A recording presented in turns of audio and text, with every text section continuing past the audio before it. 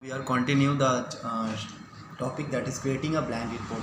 Okay, student. So what is basically a blank report? So blank report is a very quickly way to build a report if you want to put only a few fields on your report. Okay. So student, basically first go to the create tab. Okay. First go to the create tab and you have to click blank report. Okay. From this method you can open this view.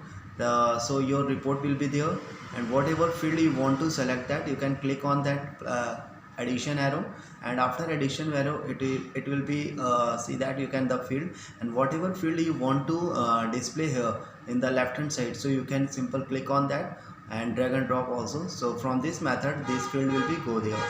And student, now what is basically report wizard? It is a great way to create basic reports. Okay student, now next is your simple creating a report using report wizard. Okay student, now how you can create reports wizard? To create a professionally designed report to summarize your data into data form. Okay, so student, first you go to the create tab and after go to the report. Okay, and after that you have to see that here is the table, two tables. So from tables, whatever table you can select that, the field will be showing there, and whatever field you want to select, that you can simply select that particular field and click on this arrow. Okay, from this arrow this field will be go into the right side. Okay, and from this arrow whole field will be selected and go in the right hand side and selected that.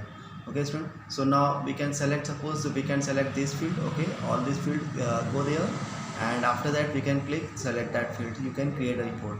So student, this is your assignment question. If you feel any problem regarding that, then ask me. Okay, thank you.